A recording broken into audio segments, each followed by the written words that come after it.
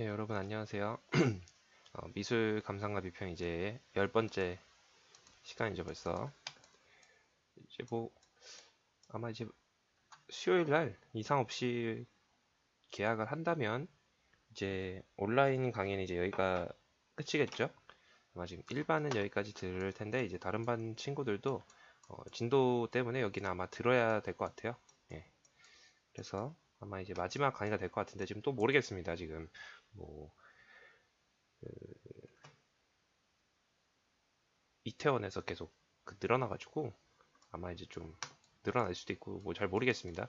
근데 일단 예상대로 뭐 수요일을 한다면 일단 오늘 여기까지 한 걸로 일단 인터넷 강의는 마치도록 하고 어, 그리고 어차피 이게 시험에 다 반영이 되는 거니까 수업은 들어야 할 수도 있습니다. 이제 여러분들 참고를 해주세요. 자, 그럼 우리가 지난 시간에 어이구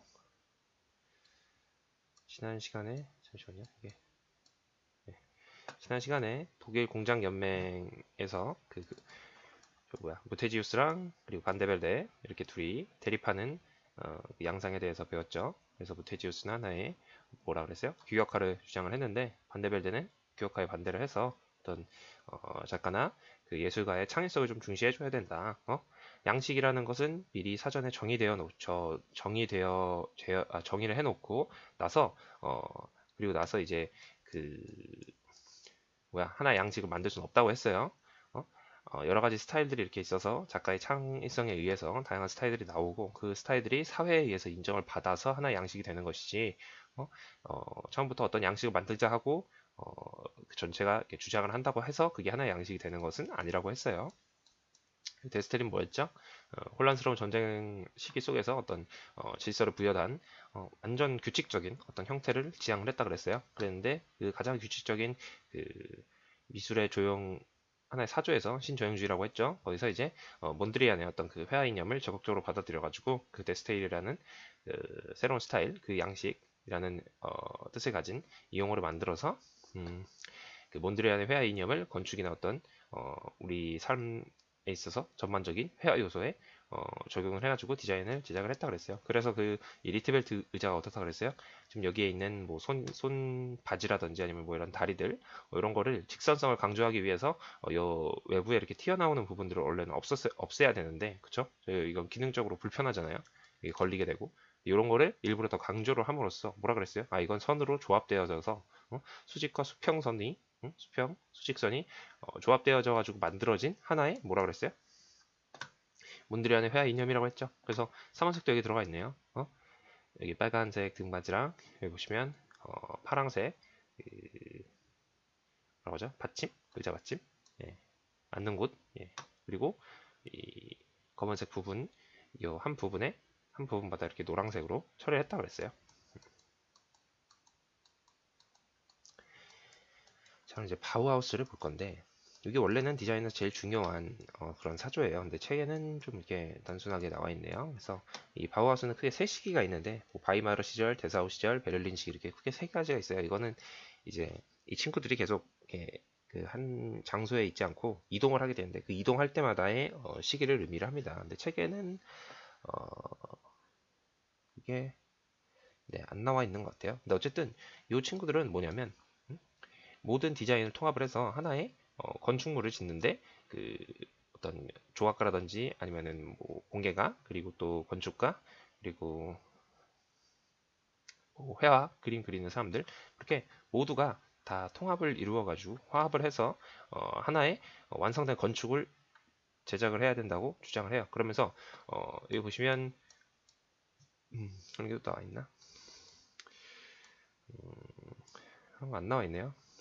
이 파이닝거라는 그 작가가 만들어 놓은 이 목파나 이 작품은 뭐냐면 여기 보시면 이렇게 삐죽삐죽하잖아요. 뭔가 옛날 건물 같죠? 이게 이제 고딕 시대의 성당을 의미를 해요. 여기 보면은 부연부벽이라고 해서 이 친구들은 이제 기본적으로 이렇게 벽이 있고 이거 잠깐 설명을 드릴게요. 중세의 건축 특징 특히 고딕 시기 시기 이 특징이 뭐냐면 어, 수평 뭐야 수직적인 상승감이 강한 뭐 뾰족한 첨두아치의 첨두아치. 그러니까 기본적으로 이제 첨두라는 것은 뭐냐면 이렇게 삐죽한 아치를 얘기를 해요. 그래서 아치 중에 이렇게 둥근 아치가 있고 첨두아치라고 이제 약간 좀 삐죽한 아치가 있습니다. 이건 이미지를 한번 보여드릴게요. 한번 이해가 되니까. 예, 말 그대로 한쪽은 삐죽삐죽한 이렇게 생겨서 삐죽하고요. 하나는 이게 이렇게 동근 우리가 일반적으로 알고 있는 그 아치 있죠. 응? 뭐 우리나라 말로 하면 홍해라고 하는데 뭐그 아치가 있습니다. 첨두 아치. 그러면은 네 이제 여기 바로 나오네요. 이런 식의 아치가 이제 바로 첨두 아치라고 불리우는 양식입니다. 양식이라기보다는 하나의 건축 공법인 것이죠. 자, 이렇게 됨으로써 어떻습니까? 기존의 이런 아치보다는 좀 더 높아 보이죠. 천장, 이 천고가. 그죠? 깊어 보이잖아요. 그래서 뭔가 좀 더 상승되어지는 분위기를 좀 더 나타낼 수가 있습니다. 그래서 중세 시대에는 중세 시대에는 뭐라 그랬어요? 미술의 특징. 제가 간단하게 설명을 드린 것 같은데 이때는 이콘화라고 해서 뭐라 그랬습니까? 하나의 아이콘으로 이미지를 단순화하여 제작하였다고 했죠. 이게 뭐 설명 안 드린 것도 같고 뭐 2학년 친구들한테 한 것도 같고 네, 어쨌든 지금 배우면 되니까 이콘화라는 것은 이태리어로 아이콘을 뜻해요. 아이콘 우리가 지금 컴퓨터 화면에서 이렇게 볼 수가 있죠. 이런 아이콘들 이런 아이콘 이게 뭡니까? 이게 어떤 알집의 어떤 형태를 단순하게 형상화해서 나타내 주는 것이죠. 이런 게 하나의 아이콘이라는 것인데 이제 단순화라고 보시면 됩니다. 자, 이 단순화가 그러면 뭐냐? 좀 쉽게 설명을 해드릴게요. 여러분들 졸라맨 아시죠? 졸라맨. 졸라맨은 굉장히 단순화된 하나의 아이콘입니다. 졸라맨은 하나의 가장 단순화된 아이콘. 그래서 뭐 옷처럼 생겼잖아요. 이렇게 옷자처럼 이렇게 생긴 거 알죠? 옷이 아니라 그 아이콘 이렇게 생겼잖아요. 아이 그 졸라맨이. 요거는 봤을 때 우리가 어떤 특정한 대상을 상상할 수가 있습니까? 이걸 보고 예를 들면은 뭐 옆집 김치 아저씨라든지 아니면은 뭐 내 친구 뭐 홍길동이라든지 그런 친구들의 어떤 이미지를 나타낼 수는 없죠. 근데 이걸 보면 우리는 뭐라는 걸 알 수 있습니까? 아 이건 크게 사람을 뜻했구나, 의미를 하는구나 라는 걸 알 수가 있습니다. 근데 내가 만약에 이런 아이콘을 쓰지 않고 구체적으로 어떤 대상을 묘사했다고 상상을 해봅시다. 예를 들면 옆집 김치 아저씨를 굉장히 사실적으로 그렸어요. 그러면은 그 대상은 사람을 대표합니까? 아니면 옆집 김치 아저씨를 대표합니까? 옆집에 있는 김씨 아저씨가 생각나 있죠. 사람이라는 좀 더 큰 개념보다는 그런 걸 의미를 하는 거예요. 그래서 이때 중세 시대에는 굉장히 단순화되어지고 하나의 어떤 형식 틀을 가지고 작품을 제작을 했는데 그 이유가 뭐다? 구체적으로 어떤 대상을 묘사하게 되면 그 구체성이라는 것은 하나의 우리가 지향해야 되는 어떤 이미지보다는 어떤 개인을 상상하게 만들기 때문에 그래서 자연적인 요소를 다 제거를 하고 굉장히 단순하게 표현을 한 거예요. 그렇기 때문에 그때 중세 시대에는 어떤 기술이나 이런 게 부족해서가 아니라 물론 이제 원근법이나 이런 해부학은 발달은 안 되었지만 그래도 고대 로마 시대의 회화보다 좀 더 퇴보한 이유는 다 그런 데 있는 겁니다. 대상을 사실적으로 표현한다는 것은 뭔가 속세적이고 우리가 현실 세계에 살아간다는 어떤 이미 느낌을 주는데 이걸 벗어나서 완전히 그 어떤 만화 같은 어떤 평면적인 이미지를 창출하면서로써 그거는 우리 현실 세계에는 좀 동떨어져 있는 다른 어떤 신적인 영역이다라는 걸 좀 강조하는 부분도 있고 그리고 그 인물의 어떤 형태나 이런 것이 굉장히 좀 단순화되어져 있어서 누군가를 이렇게 상상시키기보다는 우리가 추구하는 어떤 하나의 신적인 이미지를 보여주는데 굉장히 효과적이었다고 볼 수가 있어요. 그래서 이런 이미지를 얘기했던 것은 구체적인 이미지는 어떤 특정 대상을 묘사하기 때문에 대표성, 대표성이 떨어진다고 할 수 있다. 뭐 이렇게 정리할 수 있겠네요. 따라서 단순화하여 어떤 표현하고자 하는 대상을 추상적으로 나타낸 셈이다. 어떻게 보면 이때부터 뭐 추상회화가 시작되었다고도 볼 수도 있는데요. 근데 이때는 추상적이라는 어떤 의미가 추상 뭐라 그랬어요? 하나로 추출해가지고 어떤 거를 보여주는 것이라고 했죠. 근데 그것을 추출했던 어떤 이미지는 바로 뭐 예수라던가 아니면 성모라던가 그런 어떤 특정 대상이 존재했기 때문에 이때는 뭐 그렇게 형태는 조금 추상적이긴 하죠. 구체성으로 떨어뜨렸으니까. 하지만 그럼에도 불구하고 지금 오늘날에 알고 있는 우리가 어떤 생면 추상회화라든지 이런 색깔만 칠해서 어떤 대상을 표현하는 굉장히 평면적인 그런 이미지들의 추상성이랑은 좀 개념이 많이 다르긴 합니다. 근데 여기서 말하는 추상이라는 것은 조금 더 추출해낸 좀 단순한 이미지다. 그래서 뭐 예를 들면은 뭐라 그러죠? 면사포를 쓰고 있는 여자가 여자가 아이를 안고 있는 이미지는 뭐예요? 바로 성모자상이 되는 것이고 뭐 예를 들면 십자가에 매, 십자가에 못 박혀 있는 못 박혀 있는 사람의 이미지는 바로 뭐가 되는 것이죠? 예수님이 되는 것입니다. 근데 이 예수님이나 어떤 성모자상은 대상을 굉장히 사실적으로 표현할 필요가 없어요. 그렇게 되면 어떤 대상을 지칭하는 게 될 수도 있으니까. 근데 이후에 이제 와서는 르네상스 시대 때는 어떤 신의 이미지나 이런 게 그렇게 크게 중요하지가 않아졌어요.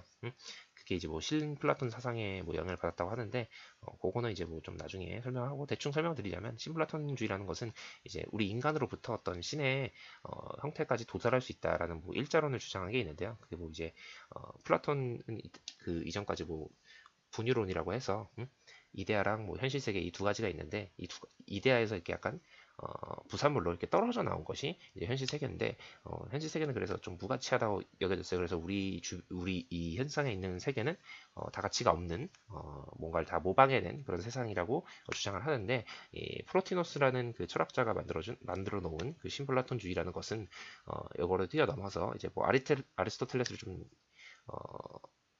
아리스토텔레스의 어떤 그 현상계를 좀 탐험을 해야 된다 이런 걸 좀 받아들이는 입장인데요. 그래서 뭐 일자라는 게 있으면 거기서 유출이 돼서 예를 들면 뭐 정신적인 게 나왔다가 정신적인 거에서 뭐 이성이 뭐 지식이 나오고 그 지식에서 뭐 이렇게 또 우리의 물질적인 어떤 본능 이런 물질적인 현상 세계 이런 게 나온다. 근데 이 물질적인 현상 세계에서 일자까지는 계속 우리가 어떤 통달을 하게 되면 그 위로 수직 상승을 할 수가 있다라는 뭐 생각을 펼쳐요. 그렇기 때문에 어, 신의 어떤 그런 그 영역이랑 우리랑 다르지 않고 우리 속 안에 신이 있을 수도 있고 우리가 스스로 깨닫고 우리 스스로 탐구를 하고자 한다는 의지만 있으면 우리 인간의 어떤 모습이나 이런 삶 속에서도 어떤 그런 신의 의지나 그런 이미지를 얻을 수가 있다라고 주장을 해요. 그렇기 때문에 이제 그때부터 뭐 원래는 이제 고대 그리스 어떤 신화의 이미지라던가 이런 거를 다 배척을 시켰었는데 이때 르네상스 시대에 와서는 그런 어떤 이미지들도 어떤 하나의 신의 형상으로 하나의 일자의 하나의 유출로서 보여줄 수 있는 이미지였기 때문에 그런 걸 다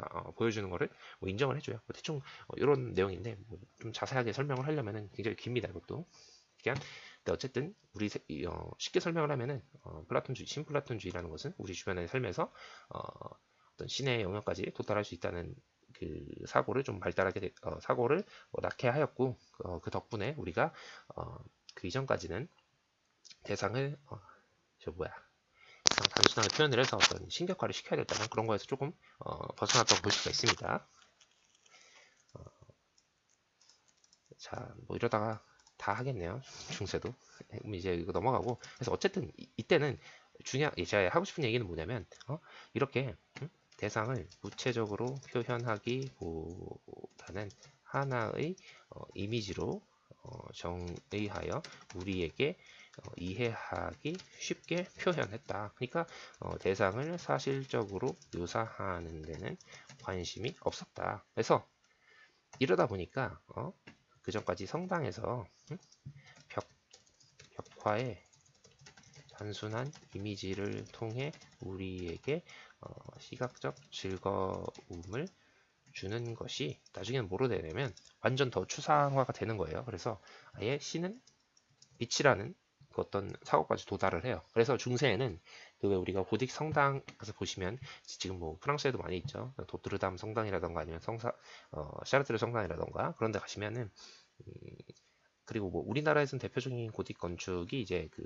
명동 성당이 있어요. 명동 성당. 거기 가시면은 스테인드 글라스가 있어요. 스테인드 글라스. 이게 뭐냐면 뭐 유태 역청이라는 그 어떤 그 밀랍으로 유리를 하나씩 붙입니다. 그래가지고 그 안에 겉에 있는 그 검은색 테두리들이 다 그 본드예요, 본드.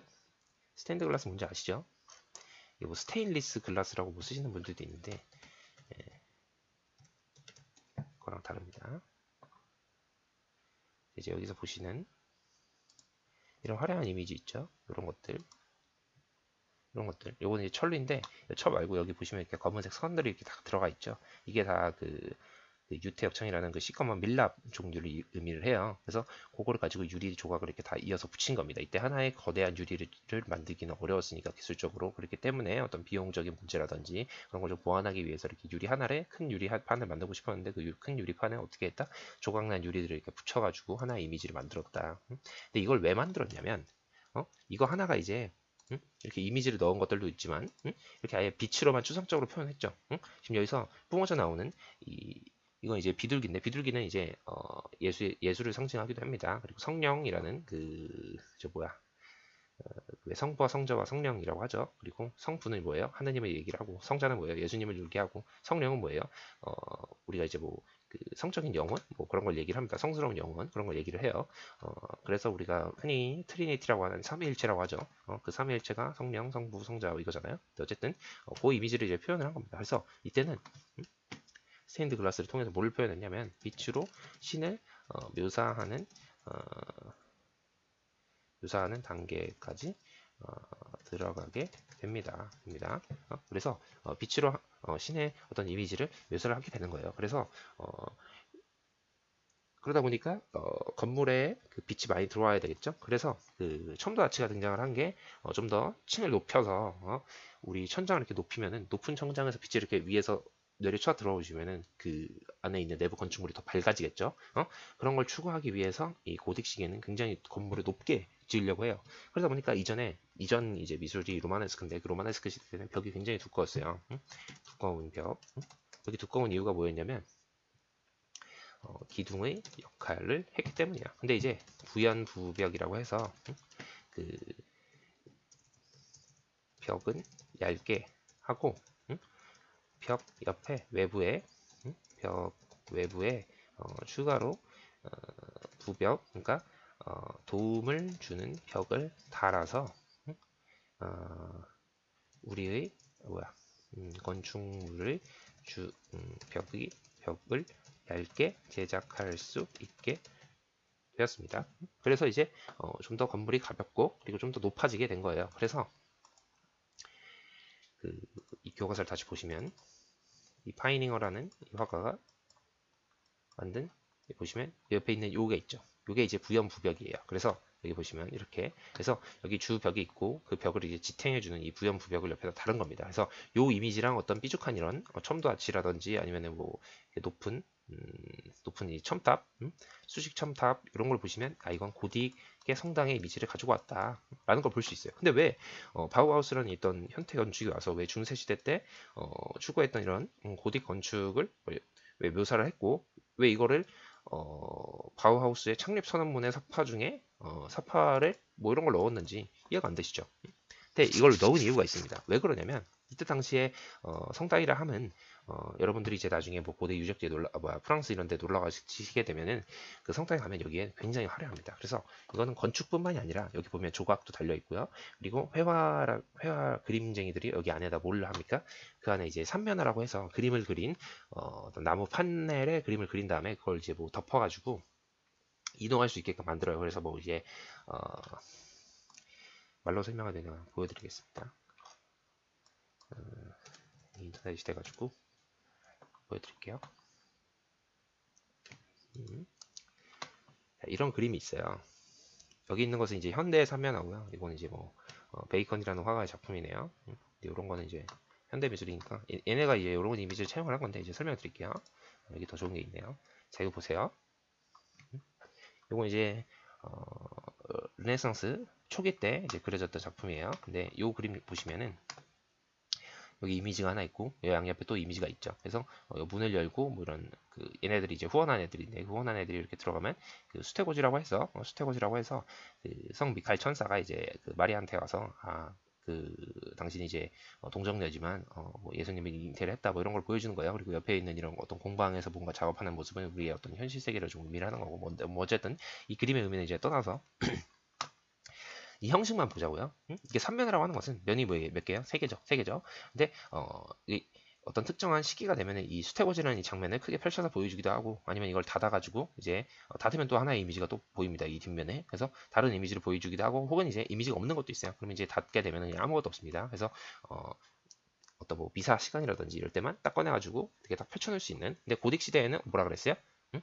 벽화보다는 그 스테인드 글라스가 유행을 했다 그랬죠. 그러다 보니까 떤 이미지를 또 보여주긴 보여줘야 되는데 그때 어떤 이미지를 보여주려고 했냐면 이런 식으로 이동이 가능한 이동이 가능한 이런 이미지를 그려가지고 그 미사하는 장소 뒤편에 이렇게 놓습니다. 그러다가 나중에 이제 어떤 특정한 뭐 미사식이 뭐 예를 들면 뭐 부활절이든지 이런 거 있잖아요. 행사들 뭐 그런 행사들이 오면은 이 판넬을 다시 꺼내가지고 그 행사에 맞는 그림을 펼쳐가지고 사람들 때 보여주기도 했습니다. 그러다 보니까 벽화가 사라지니까 이런 삼면화 형식도 좀 대두가 된 거겠죠. 뭐 이전부터 있긴 있었지만 근데 어쨌든 좀 더 이제 대두가 됐다는 거예요. 그래서 뭐 루벤스의 어떤 우리가 그때 본 작품이죠. 십자가의 세움이라는 작품, 그죠? 이것도 크게 삼면화 작품입니다. 그래서 여러분들 그 만화 그 파트라슈라는 만화를 보셨는지 모르겠는데 거기에서 이제 그 레온가요, 네온가요? 응?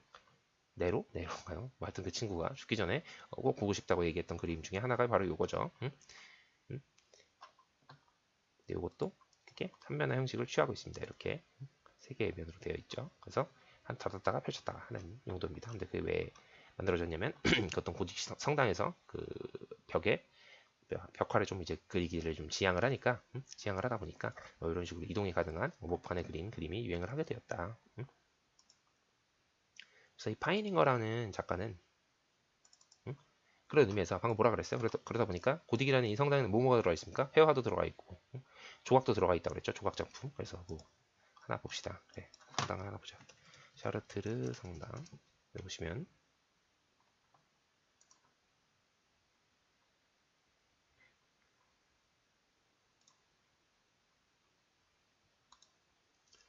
자 이런 식으로 여기 보시면 여기 문설주 조각이라고 해서 여기 지금 사람들이 보이나요? 뭐 크게 확대된 거는 없는 것 같아요. 그래서 여기 보시면 이게 문설주 조각이라고 그 기둥에다가 어떤 인물을 이렇게 조각을 해놓은 거예요. 그리고 여기 되면 뭐 팀파니룸이라고 해서 여기에도 또 조각 작품을 어떤 특정 종교의 이미지를 이렇게 부각을 시켰습니다. 여기 보면 이렇게 조각 작품이 굉장히 많죠. 이러다 보니까 건축에는 뭐가 들어가요? 기본적으로 조각이 들어갑니다. 그리고 아까 들어갔던 회화, 삼면화도 들어가게 되고 또 이 스테인드 글라스도 크게 보면 뭐 회화라고도 볼 수도 있어요. 그리고 이 건축을 하는데 뭐가 들어갑니까? 누가 또 들어갑니까? 건축가라는 실용적인 목적을 하는 그 대상도 들어가죠. 물론 이때 당시에는 뭐 조각가가 건축가도 하고 뭐 그랬지만 근데 어쨌든 그래서 중세 시대에는 이렇게 건축 하나를 지을 때 혼자서 지은 게 아니라 어떻게 했다? 이 조각가 회화와 건축가 세 명이 모두 합심을 해가지고 건축을 했다. 그러니까 우리도 현대 건축에 와서 현대 건축에 와서 이런 어떤 고대의 어떤 중세적인 이런 마인드를 좀 가지고 우리도 이런 식으로 건축물을 표현을 한다. 해야 된다라고 주장을 하는 그 미술 사조가 바로 바우하우스인 것입니다. 그렇기 때문에 어때요? 그 중세로 다시 회귀를 해가지고 중세 이런 건축 정신을 이렇게 받아들여서 우리가 현대에 와서도 건축가랑 조각가랑 화가랑 모두가 협력을 해서 건축물을 지어야 된다. 근데 이때 당시에는 뭐라 그랬어요? 어떤 구체적인 어떤 형태나 이런 것을 만들려고 이제 지향을 한 것이지. 근데 이제는 이제 건축가, 조각가, 화가 모두 이제 화가나 조각가는 이제 단순한 형태들을 어떻게 표현을 하는 걸 추구를 하고 이제 건축가는 그거를 가지고 우리 현실 세계에 적용하는 어떤 그런 회화 이념을 적극적으로 수용을 해가지고 어떤 미적인 요소도 가지고 있는 기능적인 건축을 만들겠다는 이런 의지가 들어간 거예요. 예를 들면은 조각가랑 회화를 빼고 건축가만 놓고 생각을 해보면 건축가는 그냥 실용적인 입장이라고 보시면 이제 조각가와 회화는 이제 반대벨트처럼 무슨 입장이에요? 어떤 창의성을 추구하고 어떤 작가의 개성을 좀 이렇게 돋보이고자 하는 그런 의지. 그러니까 그 뭐야 독일 공장 연맹에서 이 바우 뭐야 무테지우스랑 반데벨트가 좀 이렇게 대립을 했는데 얘들의 정신을 조금 받아들여 가지고 이제 그로피우스라는 학자가 있어요. 뭐야 미술가가 있어요. 또 건축가 겸뭐 예술가인데 근데 어쨌든 이 사람이 나오죠. 초대 교장이라고. 이 사람이 이런 정신을 펼칩니다. 근데 초반에 이 바이마르 시절에는 이런 걸 다 현실화시키지는 못하고요. 이때 당시에는 이제 형태에 집중을 해서 뭔가 좀 더 그 이텐이라고 하는 색채 학자도 있어요. 근데 그 이텐이라는 학자는 좀 더 이제 크로피우스는 이런 여기 약간 절충적인 입장이었다면 또 이텐은 완전 또 이쪽이에요. 이쪽 화가 쪽. 그러니까 완전 창의성을 지향하는 쪽. 그래서 이제 좀 대립이 있습니다. 또 물론 그로피우스는 이때 당시에 반대열들을 지지했던 입장이었어요. 얘도 독일 공장연맹 출신이거든요. 그로피우스도. 근데 어쨌든 그러면서 이제 또 다른 이 사람도 나름 이제 진보적이었지만 얘보다 더 진보적인 이태리라는 친구가 와가지고 이제 대립을 하다 보니까 너무 걔는 너무 그 창의성만 집중을 하는 거예요. 그래서 어떤 작가의 어떤 그런 개성이라든지 우미라든지 이런 걸 굉장히 좀 떠드는 사람이었는데 나쁜 건 아닙니다. 굉장히 좋고 그때 당시 이제 학생들도 굉장히 만족을 했다고 해요. 근데 이제 그로피우스는 그렇게 되면 이제 실용성은 너무 떨어지고 완전히 그냥 순수 예술만 추구해야 되면은 그거는 이제 미술 공예 운동과 다를 바가 없게 될 수도 있습니다. 그렇기 때문에 너무 그 친구들은 수공을 강조를 했기 때문에 그래서 그런 걸 좀 이렇게 배척을 하고 그래도 이제 우리가 기계 생산 시대가 왔는데 그리고 독일 공장 연맹에서 이렇게 어떤 표준화를 통해서 규격화를 통해서 어떤 대량 생산에서도 이런 미적인 요소를 담을 수 있는 어떤 훌륭한 작품을 만들 수 있는 단계까지 우리가 도달했는데 그럼 우리가 좀 더 거기서 진일보하자 뭐 이런 개념으로 그로피우스가 설득을 하는 겁니다 사람들을. 근데 이때 당시에 독일 공장 연맹이 없었던 건 아니에요. 근데 성격이 다릅니다. 독일 공장 연맹은 이제 뭐 학교라는 개념은 아니고 이제 바우하우스는 학교인데 이건 학교는 아니고 이제 하나의 어떤 그 미술가들이 그냥 모여가지고 어떤 집회를 만든 거예요. 그래서 뜻이 맞는 친구들끼리 모여가지고 하나의 뭐 디자인을 추구를 하는 거라면 여기서는 하나의 교육 이념을 가지고 아까 뭐라 그래서 이 중세 시대의 어떤 조각가랑 건축가랑 화가 모두의 그 협력을 통해서 하나의 종합된 종합 예술을 만들 수 있는 그 정신을 아이들한테 교육을 하는 하나의 디자인 학교라고 보시면 돼요. 이 바우하우스는. 그래서 뭐 최초의 독일에서는 이제 최초의 디자인 공예 학교인데 뭐 이거 말고도 이제 뭐 그 영국에는 뭐 사우스 켄시턴 뭐 미술 디자인 대학이라고 해서 뭐 그런 것도 있습니다. 근데 어쨌든 독일에서는 요게 이제 어떤 근대 디자인 교육을 설정을 시켰던 하나의 출발점이라고 시발점이라고 보시면 됩니다. 그래서 이때부터 이제 우리가 지금 사용하고 있는 어떤 그 프로토타입의 개념, 프로토타입이 이제 어떤 그 디자인을 해가지고 이전까지 이제 디자인은 설계만 하는 거예요. 설계만 하면은 그 형태를 미리 만들어 볼 필요가 없는 거예요. 바로 이제 설계한 걸 가지고 우리가 실제 작품을 만드는 것인데 이제부터는 이 바우하우스 때부터는 실제 작품을 만들기 이전에 한번 그 모크업이라고 해서 그 음, 똑같은 실물 우리가 앞으로 생산해낼 어떤 제품과 똑같은 것을 미리 한번 만들어 보고 그걸 가지고 이제 보완해야 될 점을 좀 찾아가지고 다시 보완을 한다던가 이런 식의 그 개념 그 좀 더 체계적인 디자인 개념이 나오게 되는 것도 이제 바우하우스에 있어요. 그래서 오늘날의 어떤 그 미술 대학의 수업 교육 과정이라든지 그런 건 다 이제 바우하우스의 정신을 따르고 있습니다. 그래서 뭐 초기에는 뭐 재료 물성을 탐구하는 뭐 재료 교육을 시작을 했다가 그리고 이걸 이제 6개월 시킨 다음에 이제 3년 동안은 뭘 합니까? 이 재료 교육을 받은 걸 가지고 창의적으로 뭐 이렇게 습득을 해서 우리가 그 손기술 말 그대로 그 이제 공작 개념을 익히는 그래서 뭐 유리 제작하는 방법을 익힌다던가 아니면 목공 제작을 익힌다던가 아니면 금속 제작하는 것을 뭐 익힌다던가 이런 식의 활동들을 좀 더 지향하게 됩니다. 그러면 이제 뭐 잠깐 쉬었다가 이제 좀 이제 바우하우스 그 이 교육 내용에 대해서 다시 살펴보도록 할게요. 잠깐만 쉬었다가.